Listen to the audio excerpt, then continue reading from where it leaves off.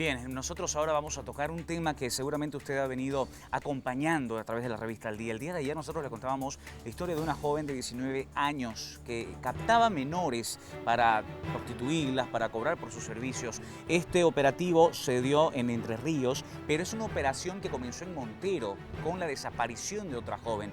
Esto ha llamado poderosamente la atención porque, imagínense usted, tan solo 19 años y ya captaba menores para poder contribuir a esta red que seguramente es mucho más grande de lo que se piensa. Y es eso lo que vamos a preguntarle ahora justamente al coronel Edson Claudio, director departamental de la Fuerza Especial de Lucha contra el Crimen. Siempre es un gusto hablar con usted, comandante. Muchas gracias por estar con nosotros. Buen día. Buen día, Fernando. Un placer para mí estar acá, no poner en conocimiento de toda la población el trabajo que viene realizando la Fuerza Especial de Lucha contra el Crimen.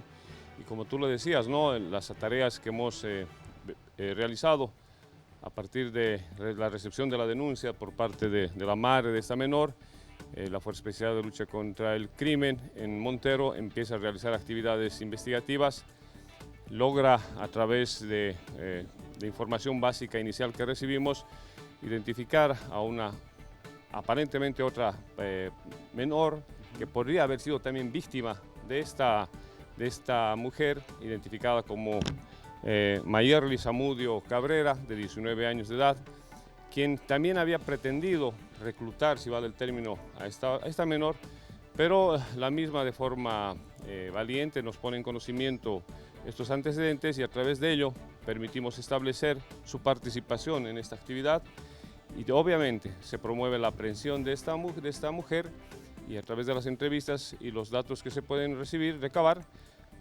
y en coordinación con la Fuerza Especial de Lucha contra el Crimen, que también tenemos oficinas en el Chapare, realizamos la coordinación y proyectamos la operación correspondiente. Se produce el allanamiento en Entre Ríos del lenocinio, que era de propiedad y administrado por María Chambi Flores, y en el lugar tenemos la posibilidad de ubicar y recuperar a la menor que había desaparecido, pero también a otra menor de 15 años. Quien también habría sufrido este mismo proceso de reclutamiento y traslado a este lugar para prestar los servicios sexuales, como usted mencionaba. Comandante, hay más víctimas y se las está buscando a raíz de haber encontrado a una de las menores. Sabemos que esta reclutante de 19 años recibía 200 bolivianos por cada menor que ella captaba. Lamentablemente hemos conocido que hay cifras que por salir, por beber una bebida alcohólica, valga la redundancia, con una persona también cobraban. Es decir, toda esta red seguramente tiene más víctimas. ¿Tienen conocimiento de esto? Bueno, en realidad nosotros estamos ya ampliando las investigaciones en relación a este hecho y como tú mencionabas, definitivamente y lamentablemente en este caso, por ejemplo, la persona que hacía el reclutamiento, aprovechando la condición, obviamente de menor, aprovechando la condición de la situación económica y sobre todo aprovechando la vulnerabilidad de la misma, promovía el reclutamiento ofreciéndole montos de dinero, ¿no? Que oscilaban en 130 bolivianos por el tema de la actividad sexual que ella iba a tener con los supuestos clientes y también un monto aproximado de 7 bolivianos que le permití que se canalizaban a través de promover el consumo de bebidas alcohólicas a los mismos, es decir, a los clientes. Entonces, este hecho obviamente tenía un beneficio para quien hacía, claro, un porcentaje en realidad por cada persona que iba reclutando, quien consolidaba el proceso de corrupción de la menor, es decir, la dueña del lenocinio le pagaba un monto de dinero. Entonces nosotros continuamos cruzando la información, continuamos verificando los datos de personas desaparecidas que tenemos y al respecto, por ejemplo, mencionarte que nosotros a la fecha, durante el primer semestre, hemos recibido la denuncia de 50 menores desaparecidos. Y de estos 50 menores desaparecidos, ya 32 de estos ya han aparecido. Entonces estamos haciendo un seguimiento de cada uno de ellos, puesto que no todos son niñas, en muchos casos son niños obviamente, pero estamos viendo si en alguna situación tienen relación con este tipo de actividad. Si la desaparición se debe a una probable corrupción de las mismas, un tema de trata y tráfico de personas, o en su caso simplemente se debe a un problema de orden familiar y pues que se tiene que ubicar a las menores para determinar la situación real de cuál es el motivo de la salida del hogar. Coronel, yo quiero consultarle si esta joven Mayerly, de 19 años, quien era la tratante, entre comillas, es un eslabón en esta cadena o es cabecilla de toda esta red. No, definitivamente es un eslabón más, ¿no? Es un eslabón más porque el proceso de trata y tráfico de personas, el proceso de consolidar un hecho de corrupción de menores, el tema de violencia sexual contra niños, niñas y adolescentes, tiene toda una cadena de actores en este sentido.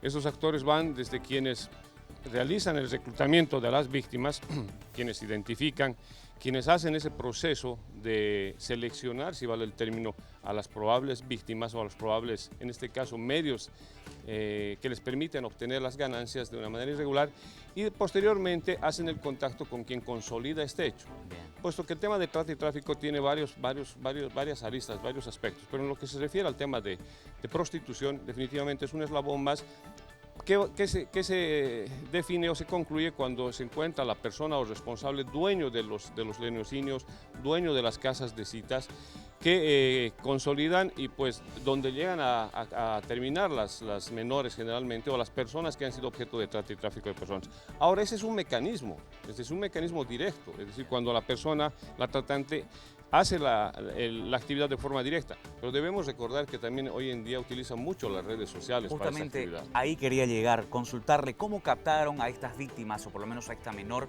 y qué influye para que estas personas localicen a alguien como una presa fácil.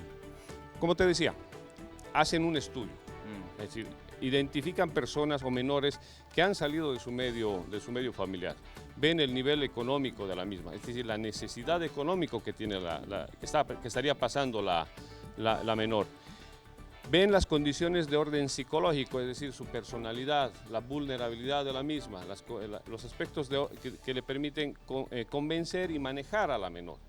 Pero estos aspectos también se los manejan a través de las redes sociales. Claro. Es decir, las redes sociales, en este caso ha sido de manera directa, ¿vale? Es decir, conocía el entorno, la había ubicado de manera directa, tomó contacto de manera física y personal con la menor, igual lo mismo que habría hecho con otras, puesto que se va involucrando, está tratando en ese ámbito, va buscando, si vale el término, sus víctimas en ese ámbito. Va viendo qué terreno va pisando. Exactamente, ¿no? Pero también utilizan las redes sociales, es decir, nosotros sabemos que cuando las personas salen de su núcleo familiar, empieza la necesidad económica. ¿Y qué es lo que hace? Buscar trabajo.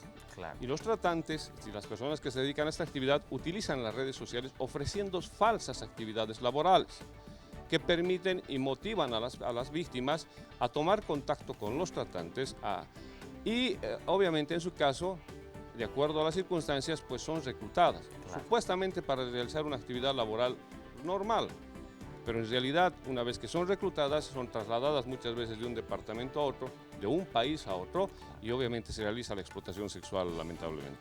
Es grave definitivamente lo que hoy nos está revelando, coronel Claure, y esto sin duda tiene que continuar porque esta es una de tantas, de cientos, de miles de historias que deben estar en curso. Algunas se resuelven, otras no, pero en tantos puntos del país seguramente sucede a la vista de tanta gente. Así que yo quiero pedirle, por favor, que usted haga el llamado para que no existan cómplices en la ciudad, en los lugares, y que ese ojo vigilante de los vecinos actúe como un actor principal, valga la redundancia, para poder ayudar y coadyuvar a los trabajos que están realizando desde la Fuerza Especial de Lucha contra el Crimen, coronel. Sí, definitivamente. En realidad, para evitar el desarrollo de este tipo de actividades, se tiene que empezar desde el núcleo familiar. Es decir, los padres son un factor importante en el tema de comunicación con los hijos. La actividad de comunicación de padres a hijos va a permitir evitar situaciones en las que los menores, por una u otra situación, salgan del núcleo familiar. Entonces, empezando desde el núcleo familiar, se tienen que realizar las actividades de prevención. La comunicación es fundamental, el entendimiento de padres a hijos, la comunicación es determinante, pero también se requiere del trabajo del entorno social, amigos, familiares y vecinos, como tú mencionabas.